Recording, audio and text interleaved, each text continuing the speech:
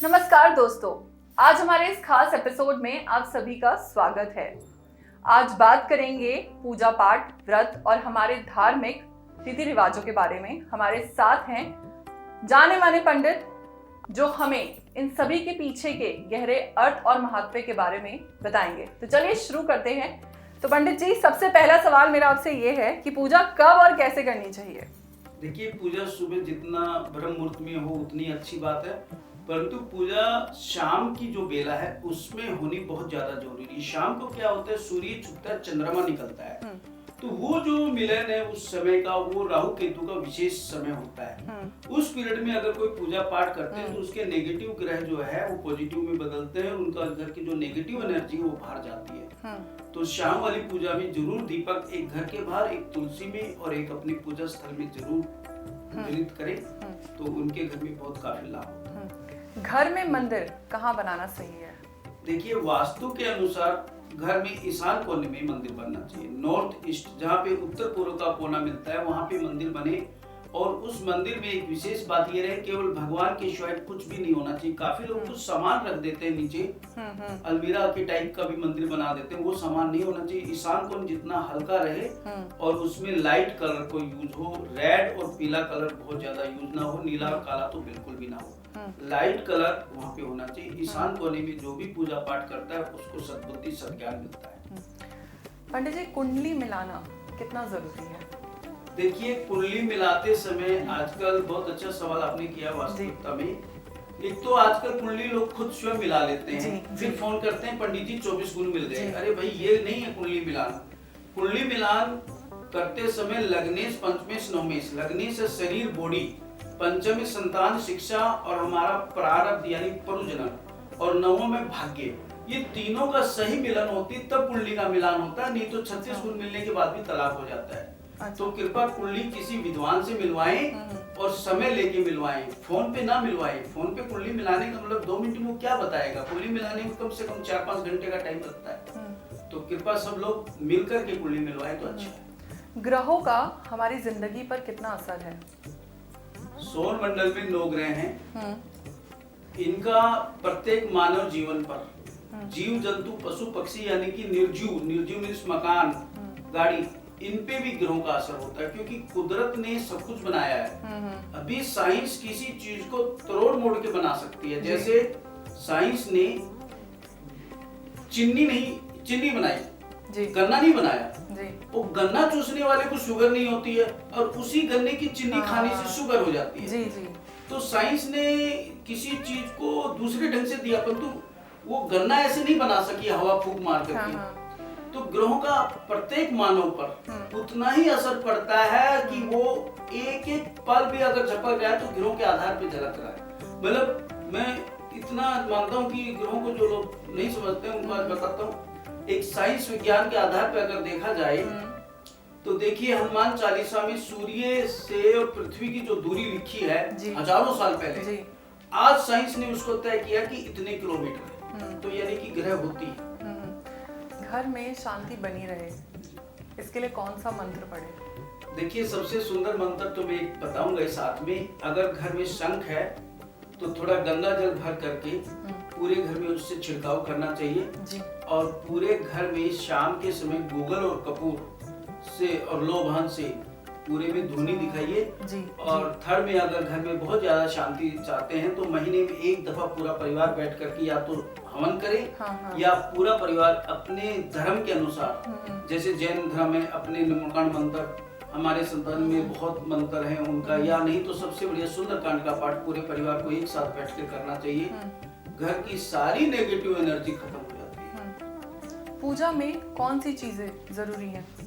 देखिए, पूजा में सबसे ज्यादा जरूरी है अपने धर्म के अनुसार, जिसके जैसा धर्म की मान्यता है, फल है, फूल है, पानी की कलश है, और कोशिश करें धूप बत्ती अगरबत्ती जो भी है उनके पास सामर्थ्य के अनुसार चीजें हैं, उनको सामने भगवान को भेंट करके और उस पूजा का विधान करना चाहिए। बच्चों के नामकरण में ग्रहों का क्या महत्व है? बहुत बढ़िया सवाल किया। नामकरण करते समय एक तो विशेष ध्यान ये रहे कि नक्षत्र, क्योंकि आजकल लोग खुद भी नामकरण कर लेते हैं ना। नाम का ही तो अर्थ है ना। जितना बड़ा नाम, जैसे अटल बिहारी वाजपेयी, लाल कृष्ण आडवाणी, नरेंद्र मोदी है, जितने बड़े नाम आते स्पेलिंग ज्यादा आएगी वही आदमी तरक्की करता है। ये बिन्नू डिन्नू आज तक कुछ नहीं किया, ये ऐसे ही गलियों में घूमते हैं। तो नाम का अध्ययन कराएं और उसका अर्थ जाने कि इस नाम का अर्थ क्या है, और अपना जिस दिन नामकरण कराएं उस दिन उस बच्चे को हाथी की सवारी कराएं। कहीं से हाथी ले लो, आजकल मिलता है 1000-2000 रुपए में किराए पे हाथी की, भाई जरा 10 मिनट के लिए मेरे बच्चे को घुमा दीजिए, तो उसको है ना राजा बना के हाथी पे बैठाना चाहिए और उस बच्चे के कान में बोलना चाहिए कि तू इस नगर का राजा है ना, और राजा होने के नाते तू राजा समान सुख भोग रहा है। अगर कोई भी जातक अपने नामकरण के दिन हाथी पे सवारी करता है, एक बेलपत्र का पेड़ लगाता है, एक नीम का पेड़ लगाता है, दीवार पे बड़ा सा एक राम राम जी लिखवा देता है, तो उस आदमी का नाम पूरे विश्व में टंका बजता है। नाम ही तो है, बीजेपी सरकार नहीं है, मोदी सरकार। लोग कहते हैं ना मोदी जी, कोई कहता है बीजेपी, कोई नहीं कहता। तो नाम में ताकत आई, तो नाम होना चाहिए आदमी का। पंडित जी, शिव जी को बेलपत्र क्यों चढ़ाते हैं? बेलपत्र में लक्ष्मी जी का वास है और लक्ष्मी जी विष्णु भगवान को सबसे प्रिय है। जो जातक बेलपत्र का पेड़ चढ़ाता है, पत्ता चढ़ाता है, तो आयु बढ़ती है, आयु यश बल कीर्ति। तो बेलपत्र पे श्री राम या सीताराम लिख के चढ़ाइए और साथ में हो सके तो एक बेलपत्र का पेड़ लगवा दीजिए कहीं आंगन में देख करके, और उसके नीचे शिवलिंग स्थापित कर दीजिए। 7 पीढ़ी के पाप कर्म खत्म होते हैं और 7 जन्म आगे का वो जातक सुधार लेता अगर कोई अपने जीवन में एक बार भी बेलपत्र लगा। विष्णु जी को तुलसी दल का भोग क्यों लगाते हैं?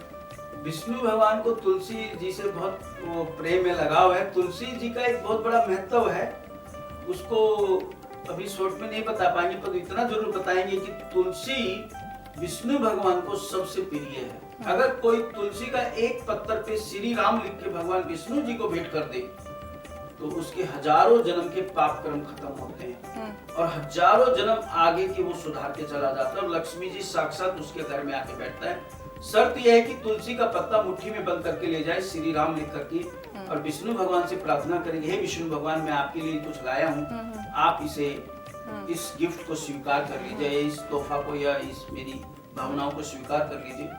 आप लोग करके देखिए, इसका रिजल्ट देखिए। यही मैं आपसे पूछूंगी कि गणेश जी को मोदक का भोग क्यों लगाते हैं? मोदक, देखिए ये बहुत अच्छा सवाल किया। रियल में तो गणेश जी को मोदक का इतना प्रिय नहीं है। गणेश जी को प्रिय है गन्ना, हरी दूध और जामुन। अच्छा। ये, हाँ, ये गणेश जी को बहुत प्रिय है। मोदक जो है वो लड्डू है। हाँ, तो गणेश जी का जो पेट है ना एकदम लड्डू टाइप बाहर है। हाँ, ये हमने सुना है कथाओं में कि उनको मोदक बहुत पसंद है। जी जी जी। तो लड्डू का भोग लगाना चाहिए और इसमें लड्डू में विशेषकर बूंदी वाला लड्डू है। एक बेसन का वैसा लड्डू बनता है, लोग चढ़ाते हैं, उसका मान्यता नहीं है। बूंदी वाला रंग बिरंगे भी चढ़ाते हैं, हरे रंग का, सफेद रंग का, पीले कलर बना के उनको बहुत प्रिय है। और अभी गणेश चतुर्थी जब आती है तो 10-11 दिन लगातार मोदक ही बनते हैं। आजकल तो खोए और ड्राई फ्रूट के मोदक बन गए, उसका कोई मतलब नहीं, हमेशा बूंदी का या चूरमे का। उनको चूरमा बहुत पसंद है। हाँ। उसका चूरमे का लड्डू या मोदक बनाए या बूंदी का, तो उनको बहुत प्रिय है। शनिदेव को तेल क्यों चढ़ाया जाता है, क्या महत्व है?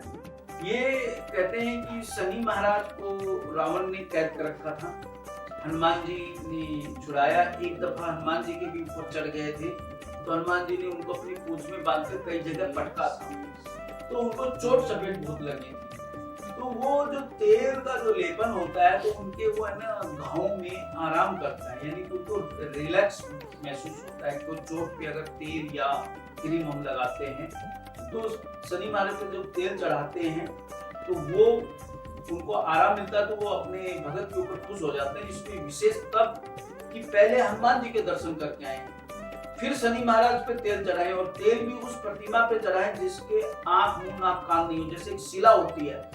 रियल तो शिला पे तेल चढ़ाना चाहिए। लोग क्या करते हैं, जो कंप्लीट मूर्ति बना देते हैं, उस मूर्ति की आराधना नहीं करनी चाहिए, उनकी नजर नहीं मिलनी चाहिए, उनकी नजर हमारे ऊपर नहीं आनी चाहिए। हमेशा शनि महाराज के चरणों में हमें देखना चाहिए, कभी भी हमें नजर नहीं मिलानी चाहिए, तेल लेपन उनको करना चाहिए। हनुमान जी को क्यों मीठी बूंदी और सिंदूर चढ़ाते हैं? सिंदूर तो एक दफा हनुमान जी की आप लोगों ने कहानी सबने सुनी होगी। माँ सीता जी एक दफा सिंदूर भर रही थी तो हनुमान जी ने पूछा, माँ ये क्या कर रही है? तो बोली, इससे प्रभु श्री राम की जो है आयु बढ़ती है। तो हनुमान जी ने तो पूरा एक सिंदूर उठाया और अपने शरीर पे मल लिया तो जो भी हनुमान जी को सिंदूर का लेपन करता है तो उनको भगवान उनके वो ऊपर कृपा होती है, उसकी आयु बढ़ती है, उसको यश बल कीर्ति मिलती है। तो सुंदर जो है उस पे चोला जो चढ़ाते हैं इसका सिंदूर का चमेली के तेल में मिला के, तो ये इसका मेन महत्व। घर में कौन सा पौधा लगाना शुभ है?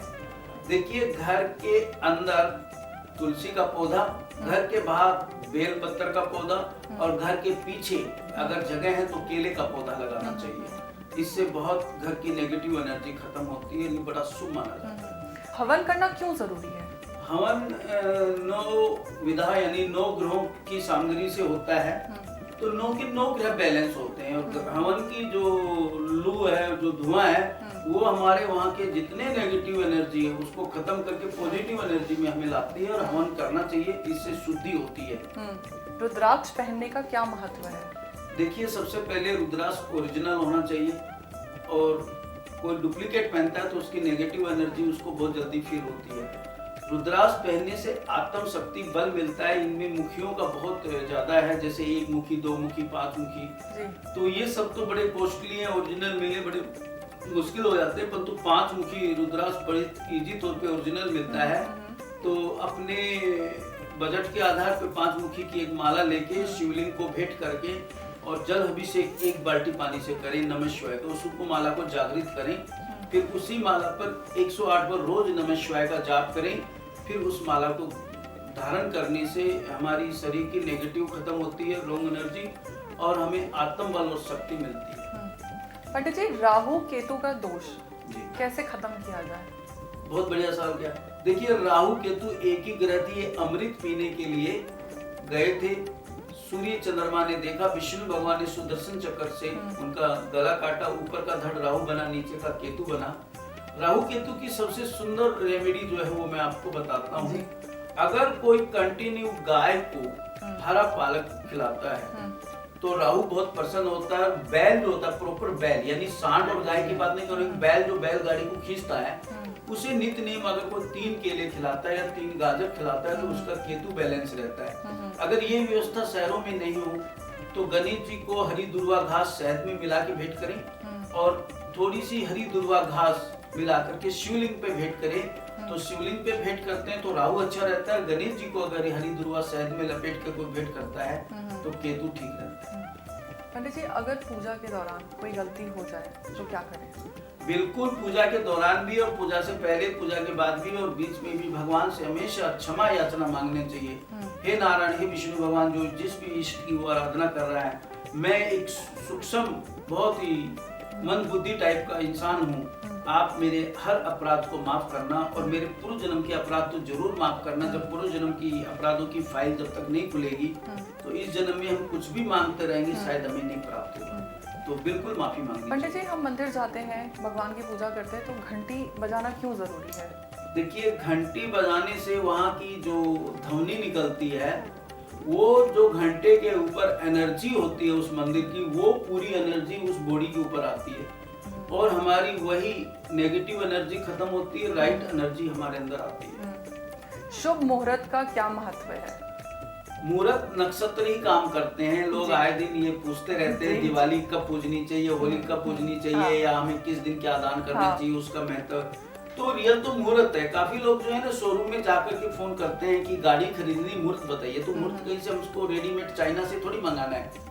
मुहूर्त जब भी कभी पूछें किसी भी विद्वान से 15 से 20 दिन पहले पूछें, क्योंकि विद्वान उस मुहूर्त को बनाएगा नहीं, पंचांग उस मुहूर्त को बताएगा। इस तिथि, इस नक्षत्र, इस मुहूर्त में ये कार्य किया जाए, जैसे गृह प्रवेश है, कुआ पूजन है, या कोई गाड़ी खरीदनी है, कोई मकान लेना है, तो उसका एक नक्षत्र मुहूर्त होता है। पृथ्वी पे जैसे गृह प्रवेश वाले दिन शिववास, जलवास, अग्निवास, ये सब लक्ष्मीवास, ये सब पृथ्वी पे होनी चाहिए, तब वो गृह प्रवेश का मुहूर्त बनेगा, नहीं तो नहीं बनेगा। तो बिल्कुल मुहूर्त का बहुत प्रभाव है हमारे जीवन में, और मुहूर्त ही है सब कुछ, मुझे पता है, मैं ऑलरेडी इस बात को समझता हूँ। तो 15 से 20 दिन पहले कोई बड़ी चीज अगर खरीदनी है, जैसे मोबाइल फोन लाना है, तो किस नक्षत्र मुहूर्त में लाना चाहिए, क्योंकि आजकल मोबाइल तो बिजनेस बन चुका है, इसके बिना तो जीवन अधूरा है। तो जरूर नक्षत्र मुहूर्त भी पूछना चाहिए। कौन से दिन व्रत रखना शुभ होता है? कोई सोमवार रखता है, कोई मंगलवार रखता है, कोई शनिवार रखता है, तो आप बताइए। देखिए, पुरुषों को मंगलवार रखना चाहिए। अच्छा। और स्त्रियों को बृहस्पतिवार का व्रत रखना चाहिए, जो जरूरी है। बाकी ग्रह स्थिति को ध्यान में रख के भी व्रत रखना चाहिए। जैसे किसी का बुध खराब है, हाँ। तो गणेश जी का व्रत बुधवार के दिन रखिए। किसी का शुक्र खराब है तो शुक्रवार के दिन शुक्र का माँ लक्ष्मी जी का व्रत रखना चाहिए। जी। और ऐसे ही शनि किसी का खराब है तो शनिवार के दिन शनि का व्रत रखना चाहिए। तो व्रत का हमारे जीवन में बड़ा महत्व है। व्रत का पहला महत्व तो ये है कि अपने हिस्से का भोजन किसी को दान करना, हाँ। तब व्रत, नहीं तो व्रत नहीं है। जी। घर में कौन सा रंग शुभ होता है? घर में सबसे पहले जो आजकल एक चलन चला था, अब तो वो चलन थोड़ा धीरे धीरे खत्म हो रहा है। मैं देख रहा हूँ कि इस दीवार पे लाल, इस पे काला, इस पे नीला, अजीब सा, वो से पता नहीं भाषा में क्या बोलते हैं, बहुत अच्छा नहीं लगेगा। उस तरह का कलर ना करें और एक डार्क कलर ना करें। बहुत गहरे कलर घर में कभी नहीं करना चाहिए, क्योंकि हाँ, वो ग्रह हमारी प्रभावित हो जाती है, उसका नेगेटिव पॉजिटिव दोनों रिजल्ट आता है। घर में कोशिश करें व्हाइट कलर हो, और छोटे बच्चे हैं व्हाइट नहीं चल पा रहा है, कई घरों में कहते हैं कि बहुत जल्दी गंदा हो जाता है, तो ऑफ व्हाइट यानी क्रीम कलर सारे वास्तु दोष को खत्म करता है। क्रीम कलर एक अकेला ऐसा कलर है जो हर दिशा के लिए, नॉर्थ ईस्ट जो भी दिशाएं हैं उनको सबको सूट करता है। पंडित जी, अब मेरा सवाल ये है कि भगवान की मूर्ति कितनी बड़ी होनी चाहिए? हाँ, अगर गृहस्थ जीवन में घर में अगर कोई प्रतिमा लाता है तो 4 उंगल से बड़ी प्रतिमा नहीं होनी चाहिए। ये बहुत बढ़िया सवाल किया, इस पे मैं आज सभी को एक विशेष बताता हूँ। काफी लोग ड्राइंग हॉल में बड़े बड़े गणेश जी, बड़े बड़े कृष्ण जी, राधा जी बैठा देते हैं। वो शोपीस बना के बैठा रखे, ना उनको धूप बत्ती है, ना अगरबत्ती है, ना उनको भोजन है, ना उनको स्नान कराया जाता है, ना उनको शयन कराया जाता है। वो ऐसे बैठा दिए जैसे कि हम मेले में घूमने गए और वहां से उठा के लिया है।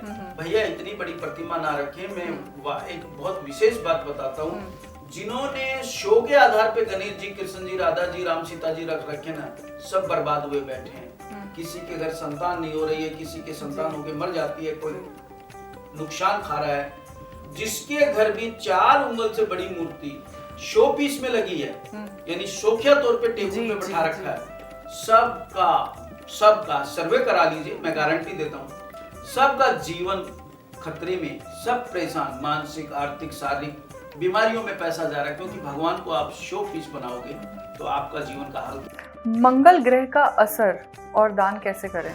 पहली बात, मेष और वृश्चिक राशि का मंगल स्वामी होता है, और आजकल एक बड़ा डर भय चलता है, ये लड़का मंगली है, लड़की मंगली है, तो ये भय निकाल देना चाहिए। मंगली बच्चे बहुत बढ़िया होते हैं। जितने आर्मी, मिलिट्री, डिफेंस और सिविल्स और IAS IPS होते हैं, ये सारे मंगल ग्रह के अंदर आते हैं। इनका सबका मंगल स्ट्रॉन्ग है। अंक इसका 9 है, और मंगल 1, 4, 7, 8 भाव में अगर मंगल 12वें भाव में मंगल होता है तो जाति मंगली होता है। मंगल का सबसे सुंदर दान, अगर मंगल किसी को बैलेंस करना हो तो ऐसे कपड़े दान करें जो थोड़ा जला हुआ हो। अब जला हुआ तो कोई लेगा नहीं, तो आजकल ये जीन्स और ये चल रही है ना, जो इधर से फाड़ के इधर से थोड़ा सा वो बना देते हैं जला करके, तो जीन्स दान करें, यानी कि थोड़ा सा ऐसा कपड़ा दान करें जो जला हो। और मंगल में जो खाने की चीजें वो तली हुई होनी चाहिए कढ़ाई के अंदर, जैसे बालूशाही, गुलाब जामुन और बूंदी, ये मंगल का दान है विशेष। क्या बिना घी का दीपक जल सकता है? बिना घी का दीपक देखिए जलता है तिल का, तेल का, सरसों का तेल का। बहुत संकट है, बहुत कष्ट है, बहुत पीड़ा है, तो तिल के तेल का दीपक भगवान को भेंट करें, आपका कष्ट दूर होने लगेगा। तिल मात्र भी आपके शरीर पर कष्ट नहीं आएगा अगर वो तिल का दीपक से भगवान को प्रसन्न करता है। बाकी देसी घी का दीपक जरूर गणेश जी, लक्ष्मी जी के सम्मुख भेंट करना। भगवान के सामने कौन से रंग के कपड़े पहने? देखिए, पहले अंग वस्त्र चलते थे, आजकल हम आधुनिक समय में हैं तो अंग वस्त्र नहीं चलेंगे। तो कोशिश करें कि लाइट कलर हो, और उसमें काला नीला कपड़ा, कलर के कपड़े भगवान की आराधना में नहीं, क्योंकि मन का भटकाव होता है। जितने आप लाइट कलर कपड़े पहन के, आपका मन शांत रहेगा, आपका पूजा में मन लगेगा, ध्यान में लगेगा। पंडित जी, एक सवाल और है मेरा आपसे, बच्चों को पूजा पाठ की आदत कैसे डालें? ये बहुत बढ़िया सवाल किया है। हमारे देश की बड़ी दुर्दशा हुई पड़ी है इस पूजा पाठ को लेके। लोग कहते हैं कि बच्चों का तो बचपन खेलने का है जी। नहीं, ये कोई विषय नहीं है, खेलने का विषय नहीं है, मूर्खता वाला सवाल था। अपने साथ जिस धर्म के आप हैं, आप सरदार हैं, गुरुद्वारे जाइए, आप जैन हैं, अपने जैन मंदिर लेके जाइए, आप सनातनी हैं तो अपने मंदिर में बच्चे को जरूर लेके जाइए। अगर रेगुलर नहीं ले जा सकते हैं तो हफ्ते में एक दफा छुट्टी वाले दिन जरूर मंदिर लेके जाइए। बच्चा सीखेगा कैसे? जिन घरों में बच्चे मंदिर में गए हैं, गाय यानी गौशाला गए हैं, या अपने धर्म के अनुसार कोई कथा हो रही है, भागवत गीता, वहाँ बच्चों को बैठाया जाता है, उन्हीं के बच्चे अपने माँ बाप पेरेंट्स को वर्ध अवस्था में वर्ध आश्रम में नहीं पहुंचाते। मेरी गारंटी है। ये वर्ध आश्रम में जितने भी बाबा हमारे माता पिता टाइप के लोग बैठे हैं, इन्होंने बच्चों को संस्कार नहीं दिए। ये बच्चों को कहीं प्रवचन सुनने ले ही नहीं गए, कहीं भागवत गीता में ले ही नहीं गए, कहीं मंदिर में ले ही नहीं गए।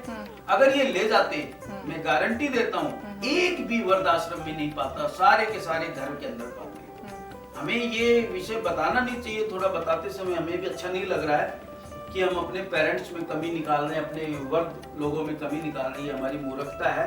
परंतु मुझे पता है इनकी संतान को जो संस्कार नहीं मिला, वो संस्कार मिलता बचपन से। जैसे मिट्टी का घड़ा बनता है, कुम्हार जब बनाता है तो कच्ची मिट्टी को ही ठीक कर सकता है। जी जी। वो मटका अगर अग्नि में पक गया तो अब उसे ठीक नहीं कर सकते आप, वो पक चुका। तो कृपया सभी लोगों से मेरी प्रार्थना है, आपने बहुत बढ़िया सवाल किया, इसके लिए आपका मैं धन्यवाद करता हूँ। ये अपने बच्चों को अपने धर्म के अनुसार अपने धर्म स्थल में ले जाइए। वो हिंदू हो, मुस्लिम हो, सिख हो, ईसाई हो, कोई भी हो, अपने धर्म का पालन उनको जरूर सिखाइए। कौन सा रत्न किसके लिए शुभ है? बहुत बढ़िया सवाल किया। पहले हम सबसे पहले पुखराज रत्न के विषय में बताते हैं। येलो सफायर जो प्राय कोई भी किसी भी पंडित के पास जाके बात करता है तो उसे पुखराज लिख देता है। नहीं, ऐसा नहीं, सभी को पुखराज नहीं पहनना चाहिए। वो लोग जब कभी भी ना पहने जिनका मोटापा ऑटोमेटिक बढ़ता है। अच्छा, यानी विस्पति बहुत खराब होता है अगर किसी का मोटापा बढ़ता है या किसी के बीच के बाल उड़ जाते हैं, तो कहीं ना कहीं विस्पति उनका रॉन्ग एनर्जी काम कर रहा है। तो पुखराज पहनते समय पहले अध्ययन करें, कुछ दिन एक केले की जड़ या हल्दी की गांठ अपनी बाजू में बांधे, उसके रिजल्ट देखें, महीना 20 दिन की मैं कैसा फील कर रहा हूँ, मेरा मोटापा तो नहीं बढ़ रहा है। तो उनको केले की जड़ या हल्दी की गांठ बांधने के बाद ठीक फील करे तो एक पुखराज लेकर के येलो सफायर 5.25 7.25 रत्ती का वो पहने। और एक मैं अपनी तरफ से जोड़ के बताता हूँ, आए दिन प्राय लोग दुकानदार पे जाते हैं, जो ज्वेलर्स होते हैं, जो ये पोखराज पन्ना नीलम बेचते हैं, सोना चांदी बेचते हैं, वहां जाके पूछना शुरू कर देते हैं, सर मुझे कौन सा पहनना चाहिए? तो ज्वेलर्स बड़े प्यार से पूछेगा आपका नाम क्या है? ऑनलाइन भी ऑर्डर कर देते हैं। हाँ, उसने नाम बताया मेरा नाम संजय है, तो सीधे समझ गए उसमें एक कार्ड रख रखा है, इसकी मकर राशि कुंभ राशि है, भैया नीलम पहन लो। अब उस दुकानदार को नहीं पता कि उसका शनि कितने डिग्री का, किस नक्षत्र में, किस घर में बैठा है, किसके साथ बैठा है, उसकी दृष्टि क्या है। वो बलाई नीलम ले जाते ही रास्ते में मर जाए, डेथ कर जाए, वो दुकानदार का तो कुछ नहीं गया। तो मेरी आप सभी से विनती है कि कृपया दुकानदार के पास जाकर के कभी मत पूछिए कि मुझे क्या पहनना चाहिए। वो ओनली फॉर विक्रेता है। जैसे मेडिकल की दुकान पे दवाई ना खरीदे जाकर के, पहले डॉक्टर से अपना पूरा सिस्टम बता करके फिर उनसे दवाई लिखाइए, फिर मेडिकल पे जाकर के आप दवाई लीजिए। ये बहुत बड़ी विडंबना है हमारे देश के अंदर। पंडित जी, घर में शिवलिंग रखना शुभ है? हाँ, घर में शिवलिंग रख सकते हैं, वही 4 उंगल का, हो सके पारा का शिवलिंग घर में रखना चाहिए, तो बिल्कुल उनकी आराधना करें। भगवान के घर में शीश झुकाने का क्या महत्व है? अपने आप को सरेंडर कर देना कि हे नारायण, हे भगवान, मैं आपकी शरण में आया हूँ और मैं आपको नमन करता हूँ। मेरे कष्टों को, मेरे पाप कर्मों को, मेरे कोई भी प्रॉब्लम है, बीमार है, धन की दिक्कत है, उसको ठीक करें। यानी हम उनको आदर कर रहे हैं। शीश झुकाने का मतलब हर धर्म में शीश झुकाने का ही विधान है, वो किसी भी धर्म में आप चले जाइए तो बिल्कुल बहुत बढ़िया शीश झुका करके भगवान को प्रसन्न करना चाहिए, उनका आशीर्वाद लेना चाहिए। क्या मोबाइल पर आरती सुनना असरदार है? मोबाइल पे तो देखिए बहुत कुछ सुन रहे हैं, आरती भी सुन रहे हैं, सुंदरकांड भी सुन रहे हैं, हनुमान चालीसा भी सुन रहे हैं। चलिए, कहीं से उसने कहीं से शुरुआत की, अपने धर्म का पालन करने की कहीं से शुरुआत की। इसका मतलब ये निकला, जैसे किसी ने संत से पूछा कि मेरा पूजा में ध्यान नहीं लगता, मन नहीं लगता है, मेरा मन है ना बिछड़ जाता है, अलग अलग विचित्र विचार आते हैं। तो संत का जवाब था कि देखिए, किसान जब बीज बोता है तो एक एक बीज जचाता नहीं है, वो ऐसे ही छिड़क देता है, फसल तैयार हो जाती है। तो जब आप ध्यान लगाए तो मन को चलने दो, मन को मत रोको, एक दिन अपने आप ध्यान लगने लग जाएगा जब आप रेगुलर भगवान का स्मरण करते हैं। तो दोस्तों, आज के इस खास एपिसोड में हमें पूजा और व्रतों के महत्व को एक अलग नजरिए से, एक नए नजरिए से देखने का मौका मिला। हम सबसे पहले पंडित जी का धन्यवाद करते हैं और उम्मीद करते हैं कि आप सभी को ये एपिसोड पसंद आएगा। धन्यवाद।